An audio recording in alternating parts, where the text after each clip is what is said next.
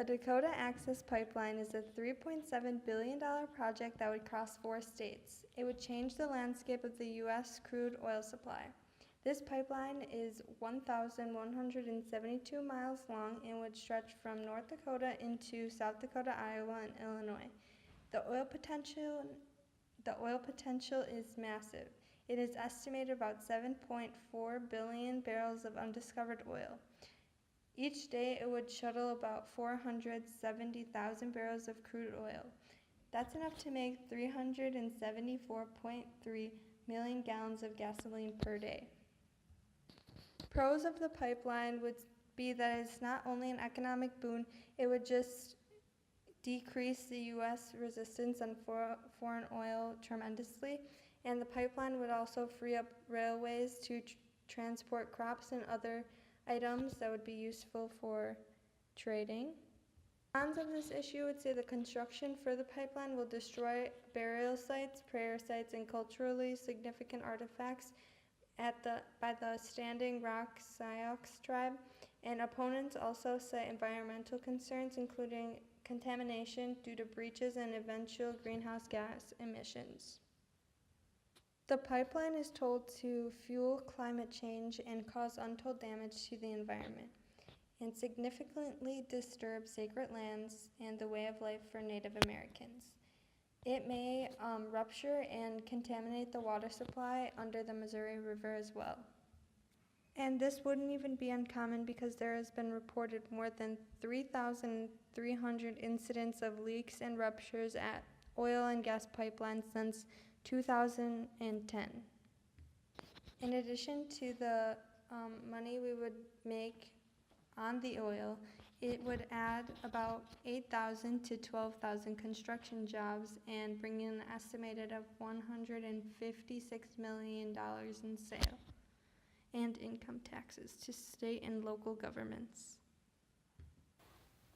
As you watch this today, the Standing Rock Sioux conflict over the Dakota Access Pipeline is over 1 year old.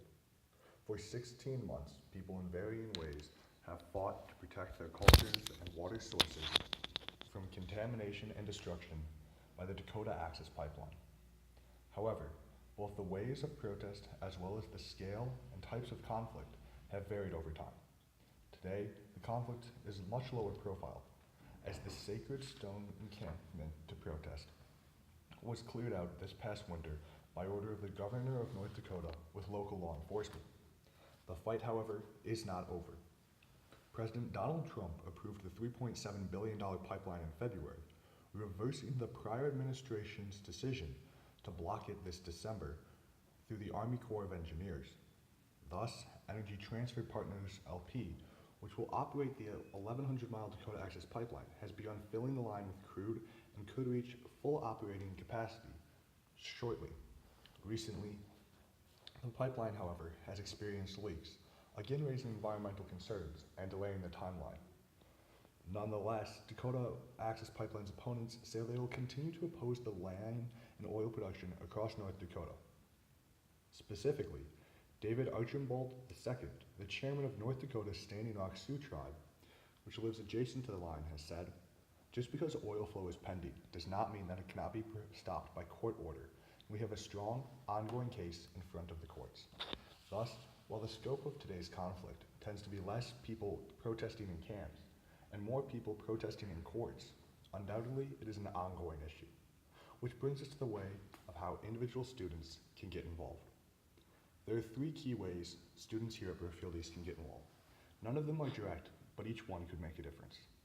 First, students could help prepare divestment toolkits and pressure large corporations such as Wells Fargo to stop investing in the companies that are building, operating, and will eventually maintain the Dakota Access Pipeline.